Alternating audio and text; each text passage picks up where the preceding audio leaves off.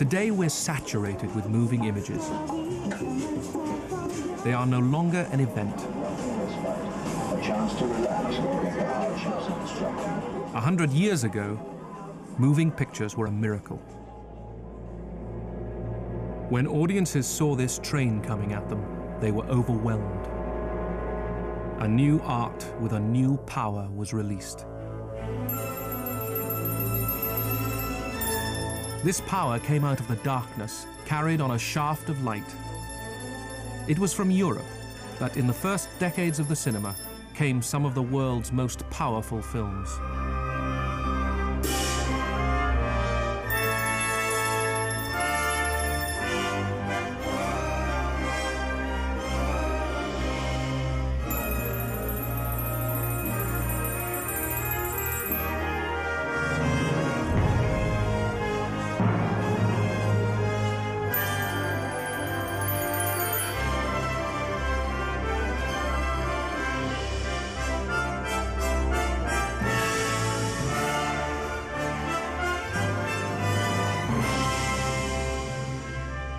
Europe led the world until the First World War. Then she was second to America commercially, but artistically second to none. In 1894, moving pictures could only be seen by one spectator at a time in slot machines. The race to project those films onto a big screen and to make a whole range of new ones was won by Louis Lumière, filmed here in the 1920s with his famous camera.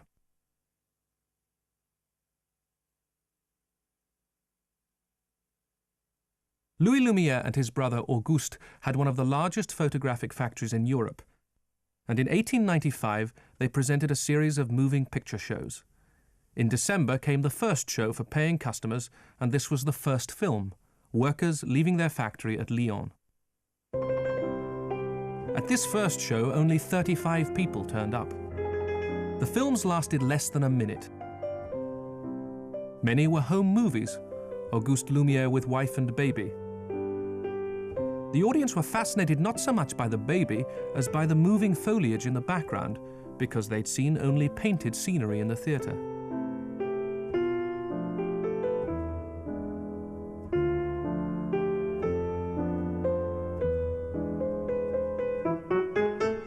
The first film comedy was so popular that the Lumières had to remake it.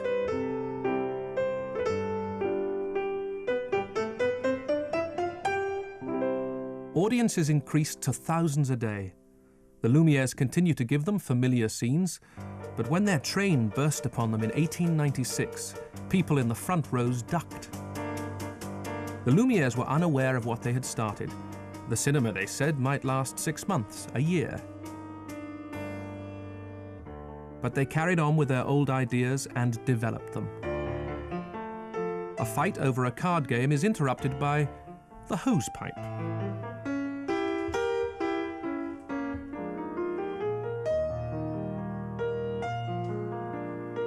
The Lumières were imitated by many others, some of whom painted their film by hand.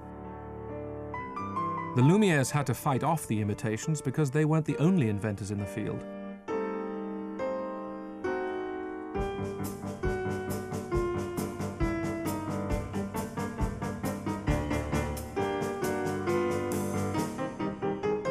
Max Skladanowsky designed an apparatus he presented in Berlin more than a month ahead of the Lumière's December show, but his bioscope was an impractical machine requiring twin projectors and was soon abandoned. The Lumière camera was as portable as a cigar box and doubled as projector and printer. This Lumière shot of Piccadilly Circus was taken in 1896, the year they opened in Great Britain. After the initial show in Regent Street, they transferred to the Empire Theatre, Leicester Square, which they also filmed. The Empire was a music hall, and the cinematograph was a minor item on the bill, but it was immensely popular. Across the square at the Alhambra, 2 weeks later, R.W. Paul presented his animatograph using a newly designed camera and projector. Soon, no music hall was complete without a film show. The Lumières had to work hard to keep ahead. Cameramen were sent to dangerous and distant places, and wild stories invented to sustain public excitement.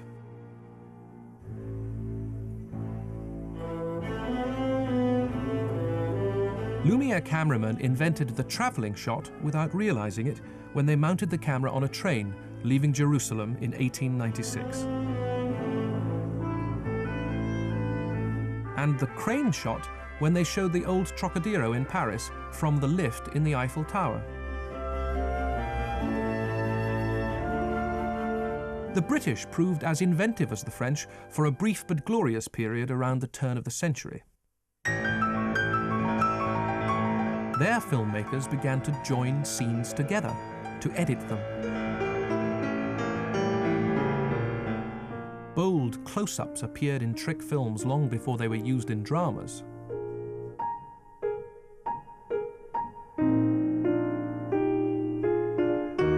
In this film by James Williamson, a man, maddened by photographers, decides to swallow the camera.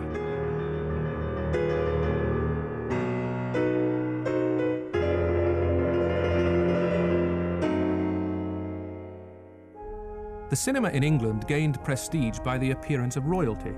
At Queen Victoria's funeral in 1901, the new king, Edward VII, held up the procession for a moment, the gesture passing into legend as the king pausing for the camera.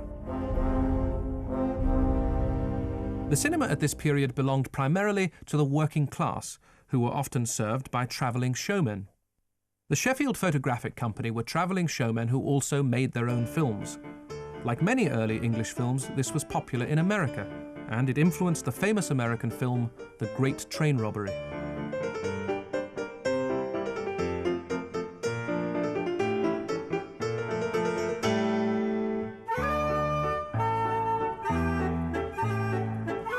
Most film shows were found in fairgrounds. This is the only surviving shot which shows the crowds which poured into them. A country bumpkin mocks the cinematograph until, like the Lumiere train, it proves too real. The standard of presentation often left something to be desired. Not only battered prints, but a more serious hazard worried people: fire. A tragic fire in Paris in 1897 at a charity film show attended by the aristocracy killed 140 people.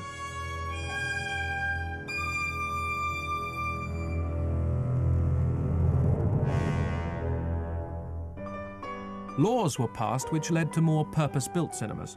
For a few coins you had a degree of comfort, women could feel safe, and there was music and sometimes the reassuring presence of a fireman.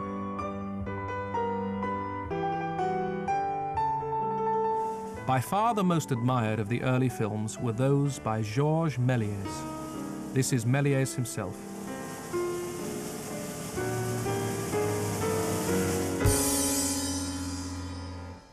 In 1896, Méliès built the first proper film studio, near Paris, where he made a vast number of astonishingly inventive films. Méliès did virtually everything. He even built his own camera, because Lumiere wouldn't sell him one, and like Buster Keaton 20 years later, he plays every member of an orchestra himself.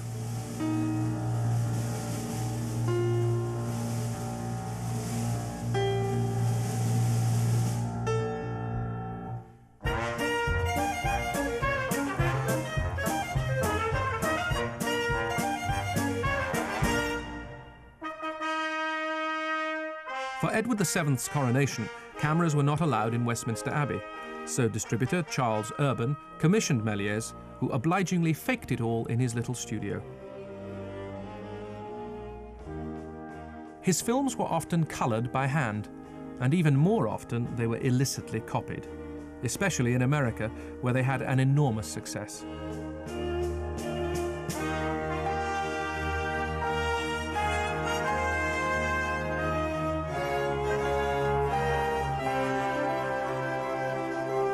Hand colouring was painstaking and expensive, but moving pictures had a lot to measure up to.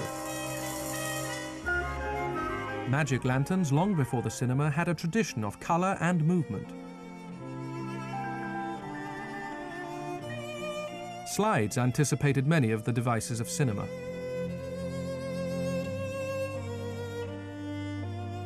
Optical toys had also accustomed people to the idea of movement.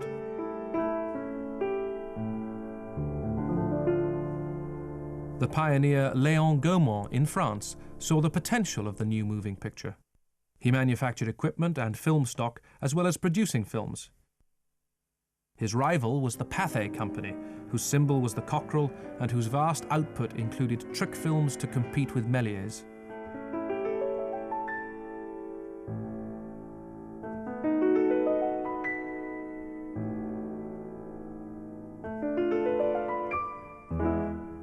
In Germany, filmmakers were taking the first steps towards the kind of fantasy for which they would one day be renowned.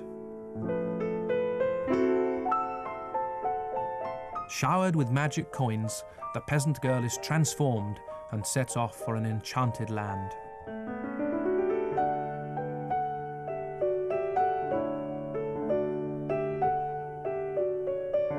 Germany's leading pioneer producer was Oskar Mester. Like all film people, Mester knew the drawing power of sex, artistically presented to avoid censorship. 20 years before the accepted arrival of sound, he and other producers presented talking pictures using the gramophone.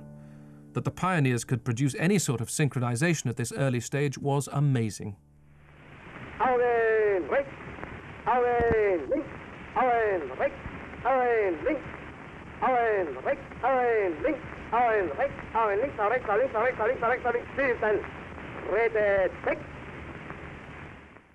But amplification was the problem. Although before the system was abandoned, some remarkable results were achieved.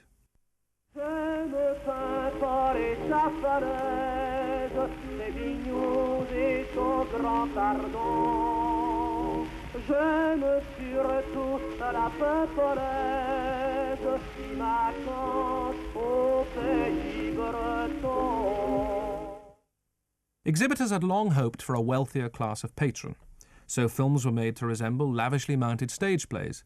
A company calling itself Film d'Art commissioned a score by the 73-year-old composer Saint-Saëns.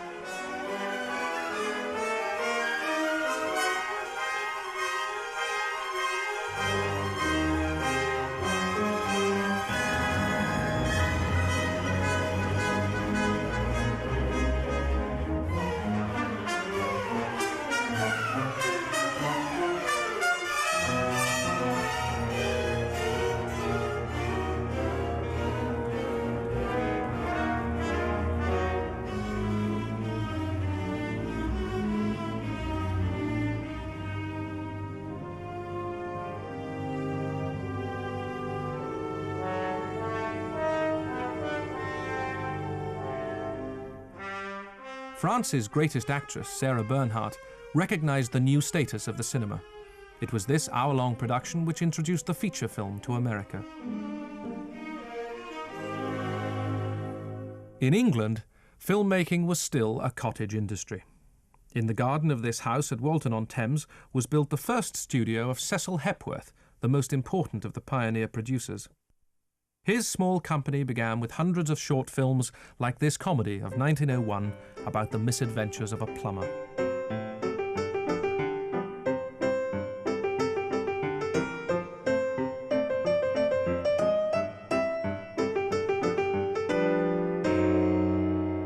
Hepworth had a dog called Blair and a baby called Barbara. And he put them both into a film in which a gypsy steals the baby and the dog sets out to find her. This simple film depended more than ever on editing to tell the story, and it set a new standard for the many chase and suspense films which followed. Cecil Hepworth played in it, and it was directed by Llewellyn Fitzhayman. Total production costs £7, 13 shillings and 9pence.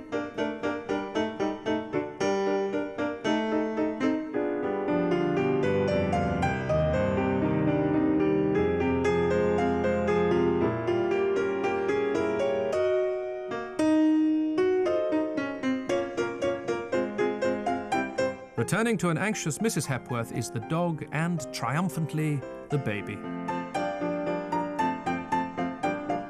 Hepworth sold so many prints around the world, the negative wore out, and he had to remake it twice more to keep up with demand.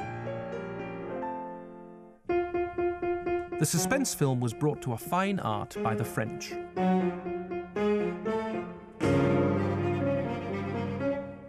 Burglars break into a villa while the wife telephones her doctor husband. In the close-ups, still rare in dramatic films, is the Pathé Cockerell trademark to discourage pirate copying.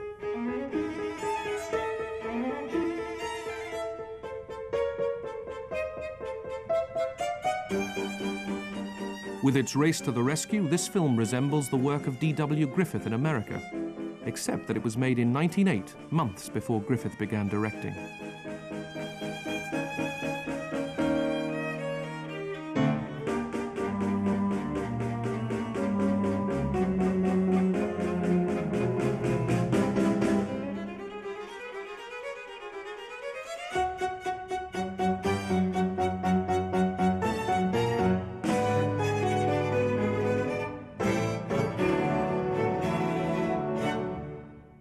The great pioneer Charles Pathé, on the right, with his partner Ferdinand Zecker. Zecker combined creativity with a strong commercial streak. For audiences all over Europe, Pathé was the dominant company for the sheer quality of their productions.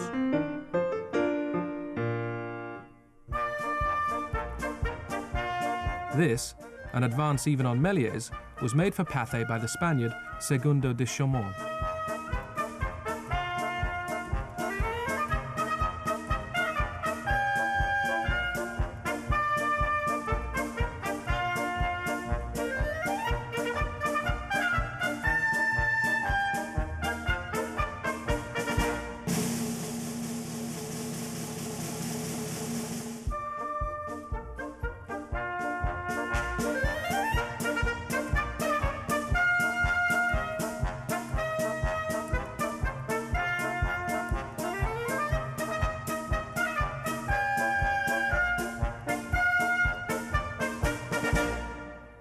The Pathé colour films used a stencil colour process involving an assembly line of women at the Pathé factory in Vincennes. Other countries had their own systems. Italy was able to achieve this high standard with hand colouring before adopting a process similar to Pathé's.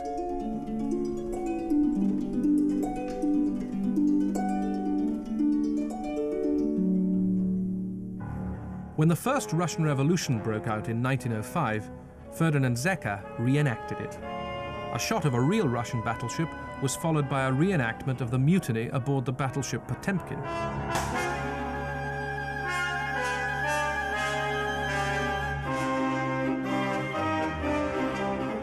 Audiences were then confronted by a horrifying massacre. It may look obvious to us, but how were people then to know this was staged? Filmmakers were exploiting the thin line between fiction and reality. 1910 saw the launching of the weekly newsreels.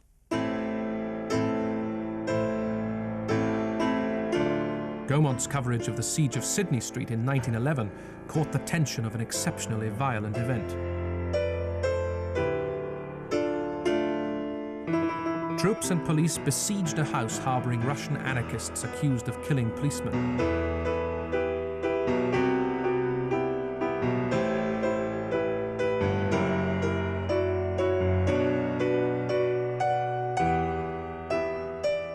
In command, Winston Churchill, the Home Secretary. The Clarendon Company of Croydon staged a siege of their own for a thriller about international spies.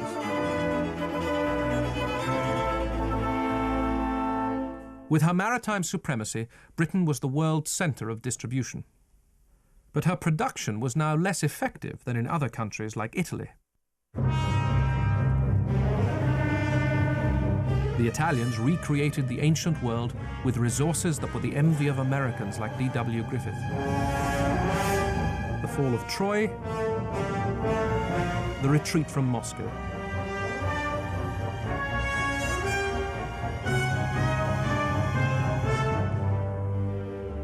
Italian cinema won a reputation for the high standard of its photography and the convincing way it recreated its distant past.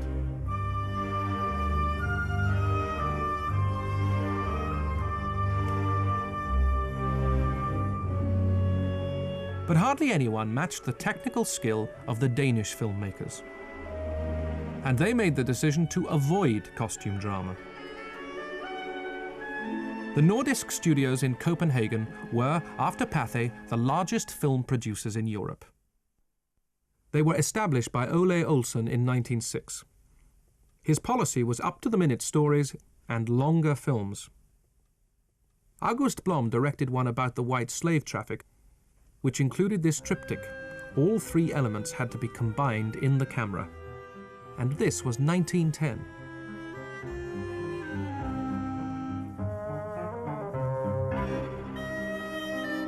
The film was set in London, and its melodrama was sensational. It was so popular, Nordisk made a sequel, then another, and another. Alfred Lind directed and photographed this drama of 1912, in which a circus tightrope walker achieves a seemingly impossible rescue.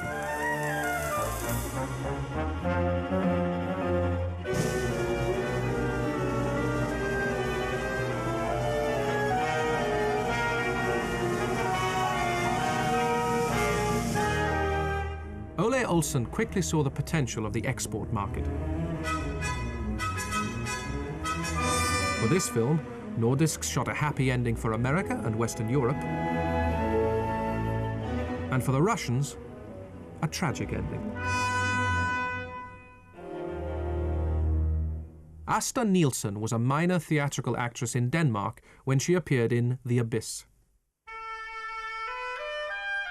She had a naturalism and an erotic quality which were rare in the cinema of 1910.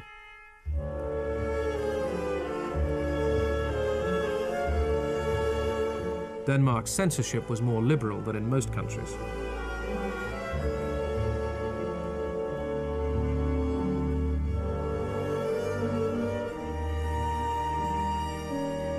Like so many Danes, she was tempted to Berlin, where producer Paul Davidson built a studio for her.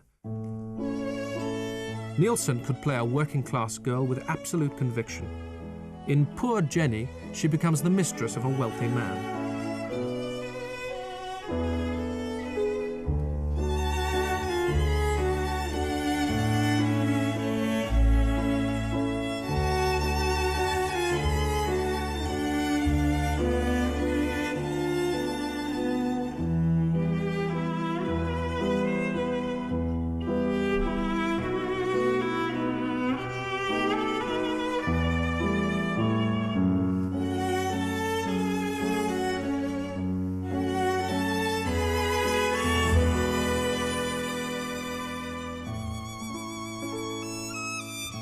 Playing a film star, she mocks star behavior.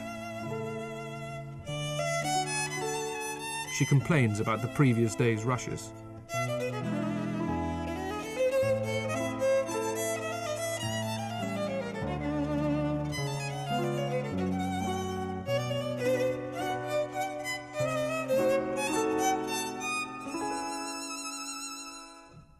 By 1912, Nielsen was Europe's most famous film actress, and cinemas were named after her.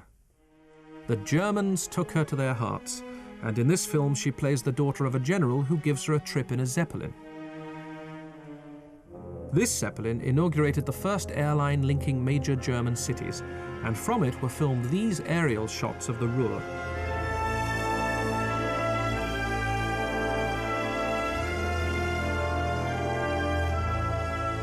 Asta Nielsen took advantage of the occasion to drop 5,000 leaflets advertising a new cinema.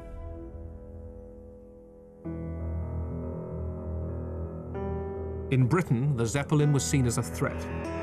This early trick film by Walter Booth put the fear of a German attack on the screen. It was crude, but it illustrated graphically that the channel was no longer a protection against invasion.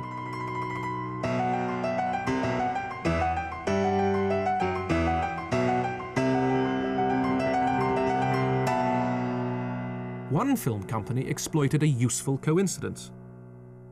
British and Colonial's aeroplane, the Bristol box kite, was featured in a spy thriller by the British and Colonial Film Company. Powered flight was less than a decade old when this film was made, and audiences were fascinated to see a flying machine at close quarters.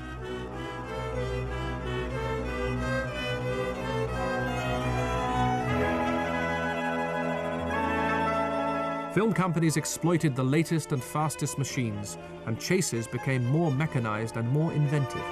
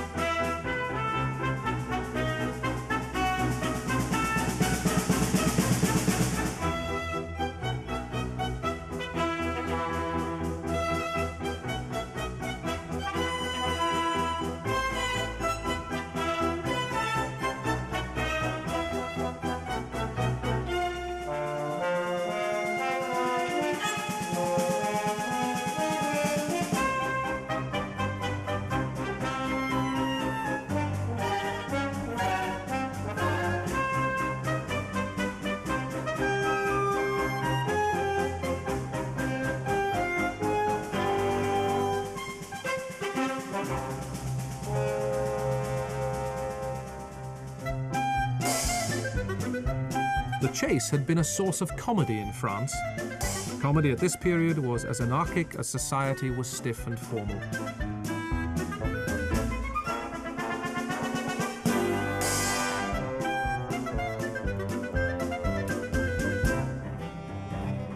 This Italian parody of the tango craze appears to send actors and camera on a merry-go-round.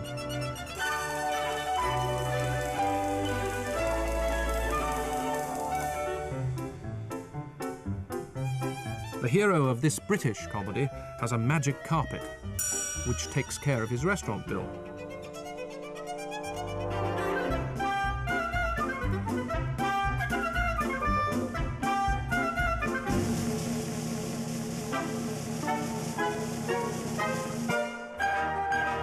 Comedies became yet more frenetic.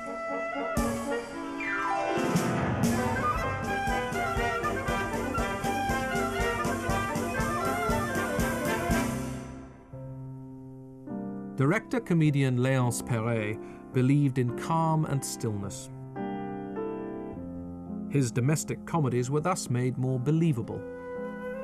Here he returns home from the studio and his wife detects a woman's hair. She tells him she found 2 more on his overcoat.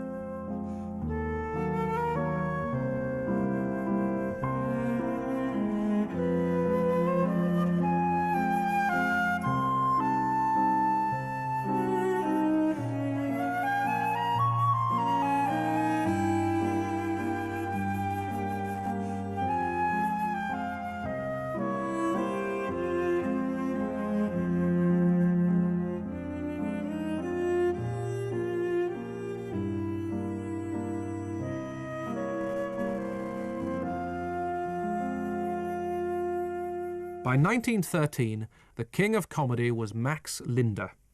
He had started in 1905 and quickly became the first star comedian. He was one of the most imaginative filmmakers.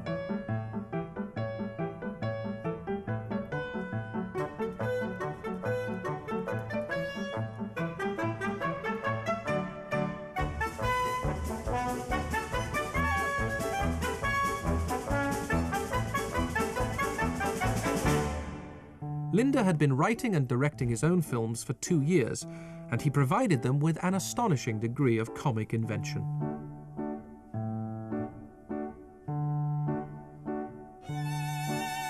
He brought an elegance to screen comedy which was too often criticized for its crudeness.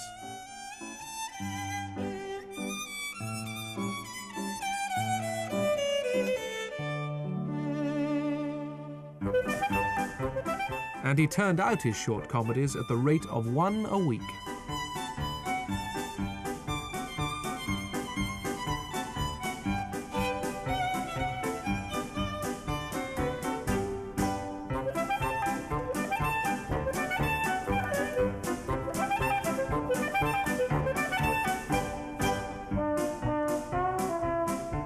Linder was a major inspiration to Chaplin, who made this film of their meeting in 1917 and who called him "my professor."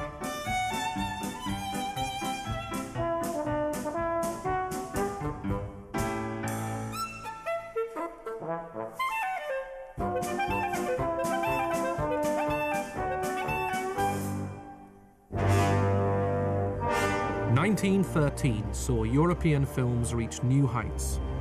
The Italian cinema was preeminent with historical epics. Quo Vadis gathered all the publicity,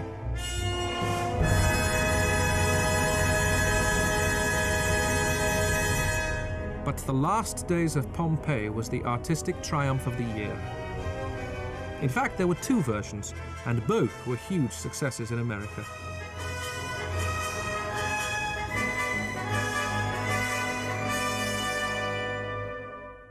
Italian industrialists poured money into the cinema. By 1913, there were 200 studios and 3 films released every day. There was employment for crowds of extras, and the cinema became a source of pride for a country otherwise so poor. In production in 1913 was Italy's greatest epic. Its design and imagery were unprecedented, and for years in American studios, tracking shots like this were referred to as Cabiria movements. The plot involved human sacrifice to the god Moloch. Larger audiences for such epics needed bigger cinemas. The Gaumont Palace in Paris seated 3,500, and longer films were needed to fill these bigger cinemas. This one lasted nearly 2 hours. It was the story of the kidnapping of a little girl and her rescue. It was directed by Léonce Perret, the comedian, who proved himself the equal of any dramatic director.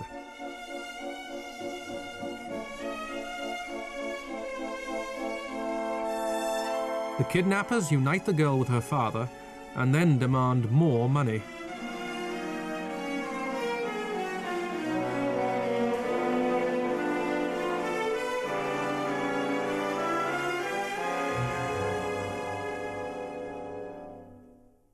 Germinal was the most disturbing of the new films. Shot on location, it was adapted from the Zola novel about life and death in a coal mine.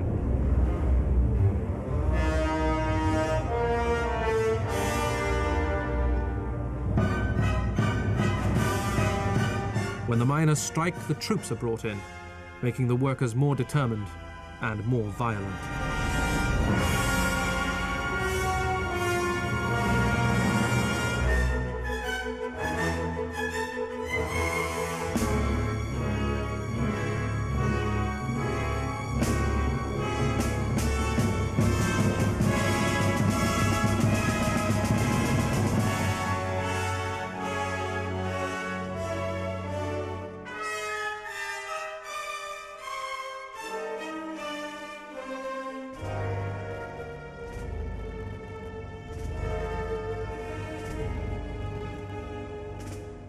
The Danes produced another master director in Benjamin Christensen, who played with light as though he'd discovered it, for this spy drama set in an imaginary war.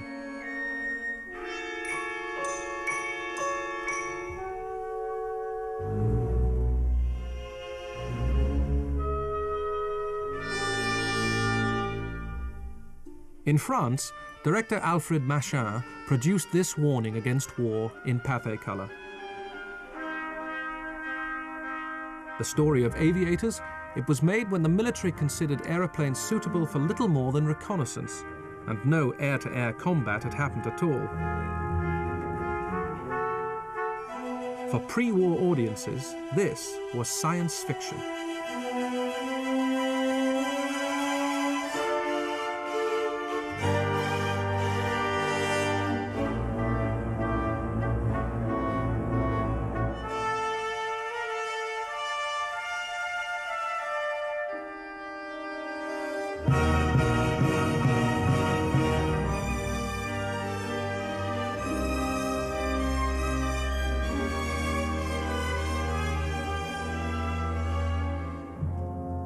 The release of this Danish pacifist film in 1914 was ironic.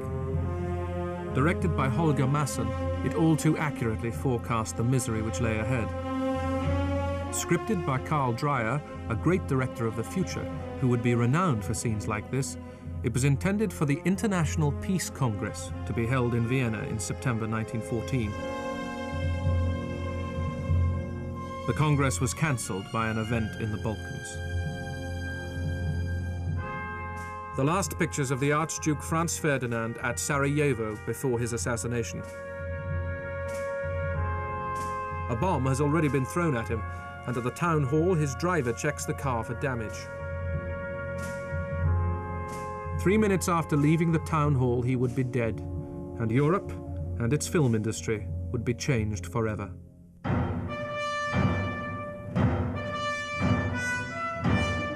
That summer, the British were refighting the Wars of the Roses on the Sussex Downs, vainly trying to rival the Italians in the field of epic cinema. Even the Kaiser, who worshipped militarism, was alarmed at the way events were going. Austro-Hungary had already mobilized against Serbia. France mobilized on August the 1st. 3 days later, Germany declared war on France, a scene recreated by Paul Lenny in 1916.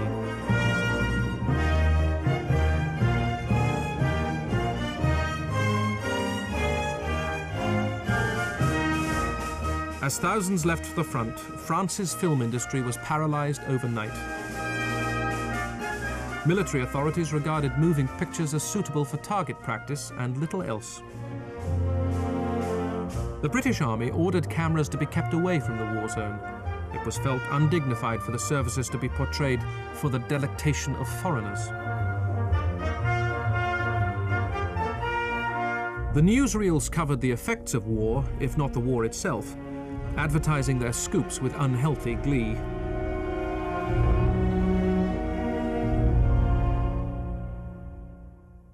The British government recognized the importance of propaganda, but saw no role for films. Animated cartoons and illustrated maps were as far as they went. It took an entire year to convince the services that film was a good idea, and the result was one film about preparations for war. The lack of real war footage led film people to create their own. The Zeppelin menace was now a reality. But this fake newsreel of a Zeppelin raid over England was hardly different from the trick film of 1909. This battle from a German propaganda film probably had military assistance. For the Germans were the first to begin to realize the usefulness of film.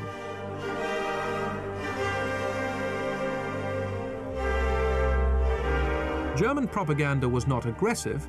They wanted to ingratiate themselves with those they were occupying.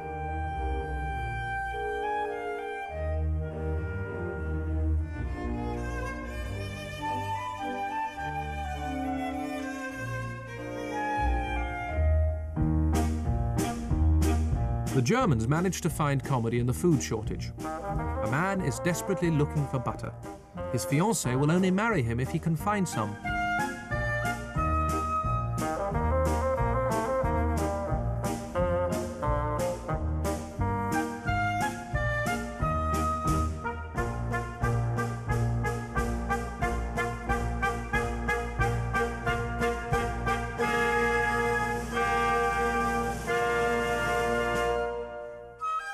To solve the problem, he gives her a present of a cow for her birthday.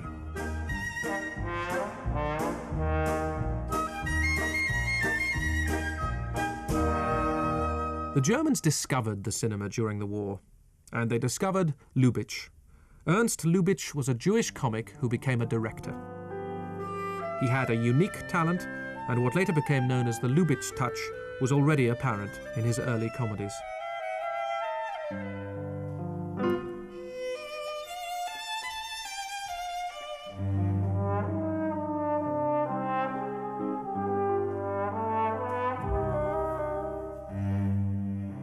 The war would deprive France of its best-loved comedian, Max Linder, who had been wounded as a military driver and was soon to leave for America. A small boy called Boudezon was one of the most popular wartime comics. Here he is in a scene from one of Louis Fayad's great serials. He also made many short films.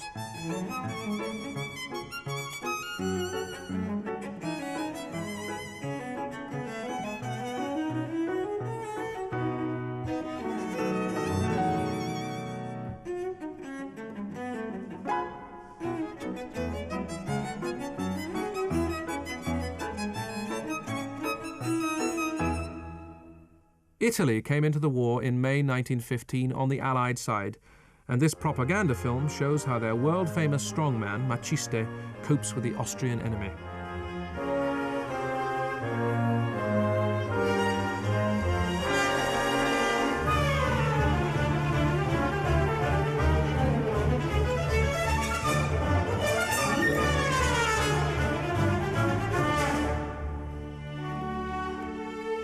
Italy, which had been so admired, was forced to scale down production. The Caesar Company produced a forerunner of neo-realism. Filmed on the streets of Naples, it featured and was co-directed by Francesca Bertini, the foremost diva of Italy, famous for her emotional roles, who surprised her followers with a totally naturalistic performance.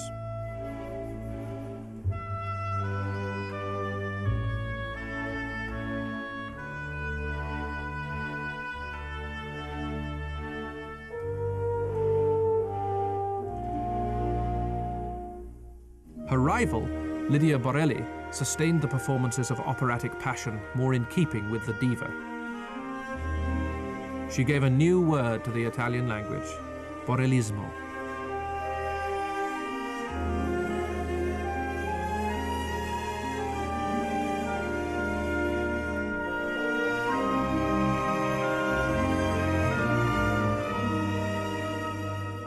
In England, a children's matinee, but children or adults, cinemas were packed to capacity for the first time. To show England, the England of tradition, the England the troops were fighting for, was considered essential. Directed by Rex Wilson, this film was chosen for the first Royal Command performance. The rural beauty of France was captured on the screen with a greater sense of urgency, for so much had disappeared since the war began. The Camargue, in the south of France, with many other locations, had been used in Zigoma, the precursor of the serial. Packed with action, the serial became a favorite with audiences all over the world.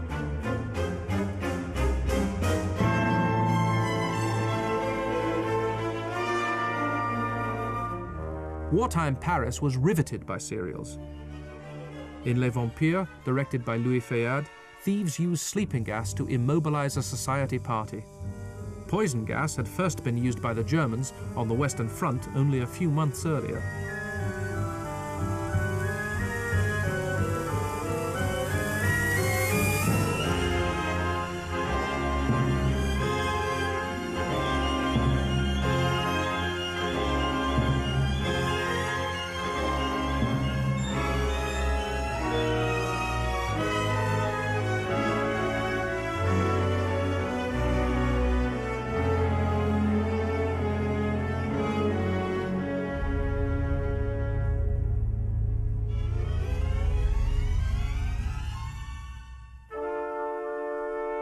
The German equivalent was Homunculus, a man created in a laboratory who tries to take over the world.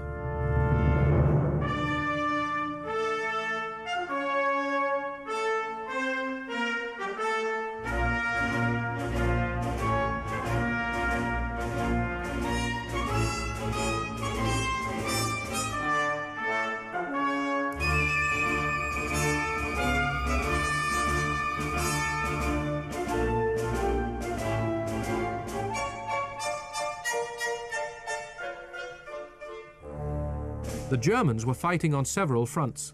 They were struggling against Russia in the east, and the authorities wanted to recruit as many Poles as possible. Paul Lenny, later a prominent designer and director, made this his first film in Poland.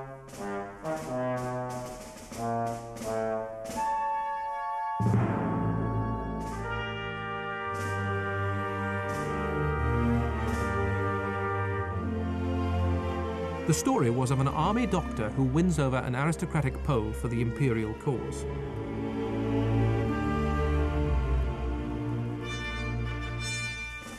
The French now showed scenes from the front regularly to the public in a series of newsreels called The Annals of the War.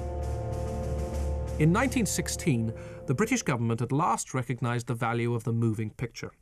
The first of the official war films was photographed, mainly by Geoffrey Malins of Gaumont. The film was full of the usual shots of marching troops, but also scenes like this, a mine exploding under German lines.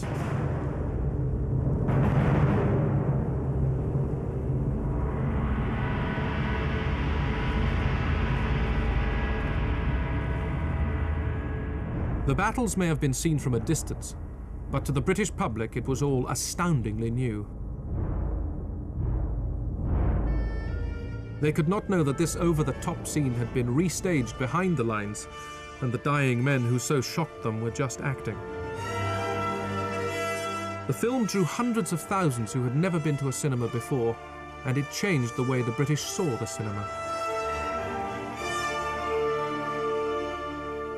The War Office were now enthusiastic about films. Army officers were taught to handle film equipment at the Hepworth Company. The Canadian Lord Beaverbrook, soon to be Minister of Information, was an enthusiast for films. He commissioned a fleet of army trucks equipped with film projectors to carry the propaganda message to the most outlying villages and army camps. Films were even shown at front-line cinemas in France, some of which carried on even though shattered by shell fire and barely upright. The most popular were Chaplin films and westerns.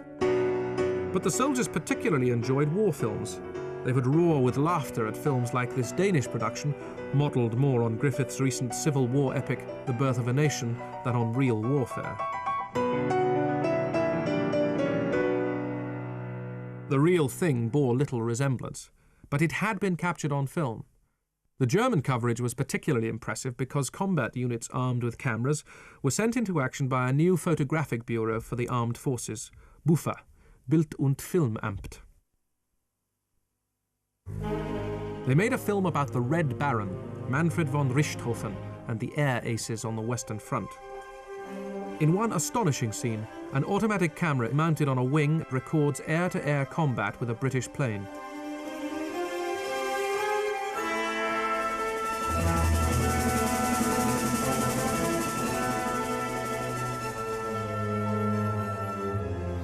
When the Americans entered the war in 1917, they showed the world what could be done with film propaganda.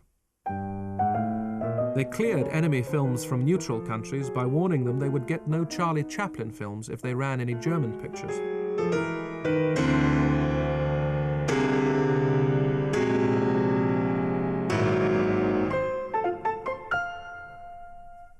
The Kaiser and his high command were disturbed by the damage caused by this propaganda. General Ludendorff wrote a document which became the foundation of a new company, UFA. It is of the utmost importance that films be made to work with the greatest possible effect. Ludendorff wanted a national propaganda machine. The bankers saw it as a chance to get their hands on state money. The filmmakers used it to make the films they wanted to make.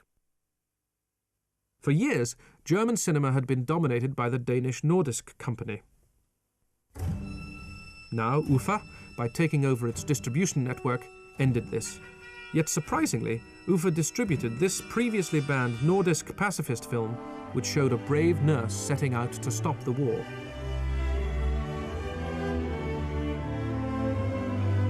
Danish cinema had reached its zenith with a film by Benjamin Christensen, seen here. It was more imaginatively shot than almost anything being made at the time.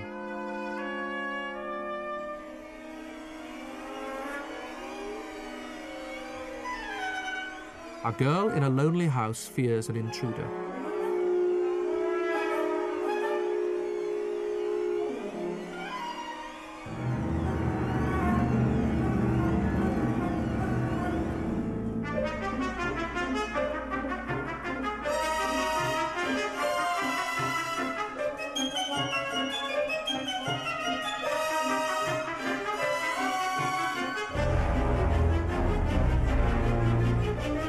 Loss of its Central European market led to the demise of Denmark as a film-producing country.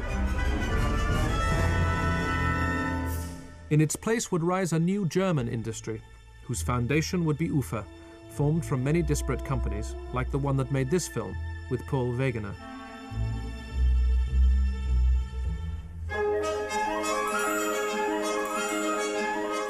As a propaganda machine, UFA failed utterly. Even appeals for war bonds like this came from elsewhere.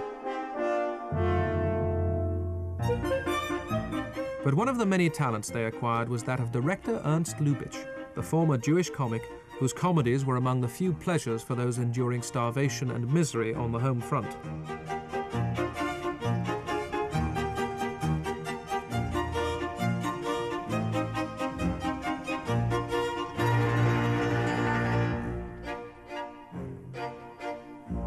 Pola Negri was one of UFA's first big stars. Carmen premiered on the night of November 8, 1918, to the sound of gunfire. The Kaiser abdicated the following day as socialist revolutionaries took to the streets. The sort of propaganda Ludendorff had hoped for was now being purveyed by the British. This Ministry of Information short was made by Hepworth.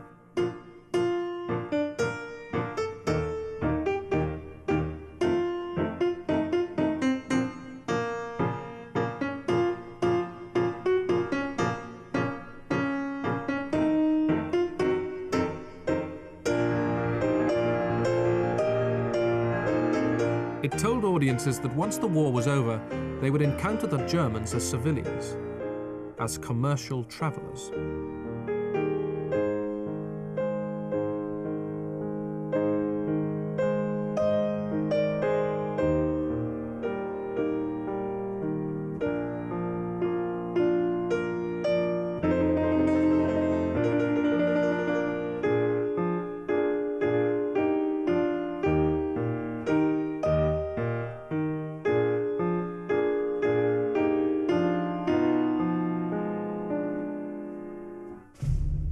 The German army had already invaded Britain in motorized convoys, according to Herbert Brennan. This Irish-American director was brought in by the British government to produce a great propaganda film on the German invasion, tying up hundreds of soldiers and probably saving their lives in the process.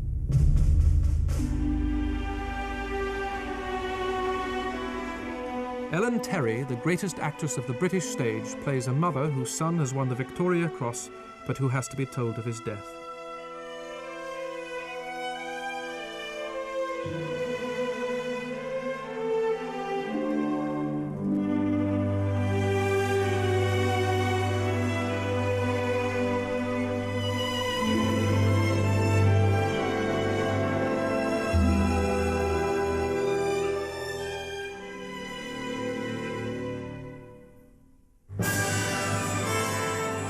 The film was overtaken by the armistice and scrapped.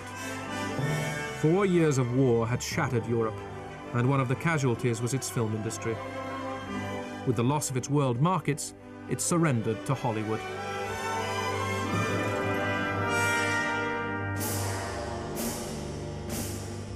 With so many millions dead, Europe was at its lowest point. If its cinema had lost its commercial power, the war had given it a new vision.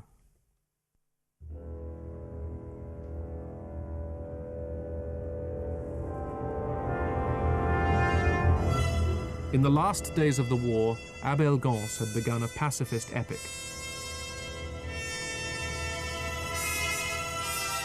Watched by a soldier poet, Jean Diaz, the dead rise up to confront the living.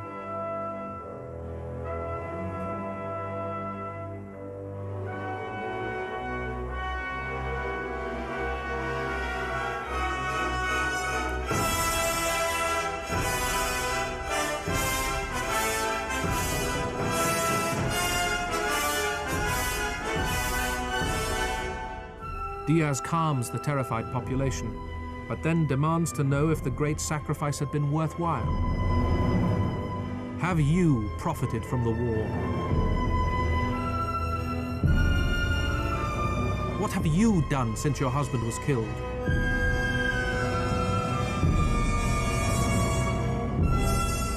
accuse.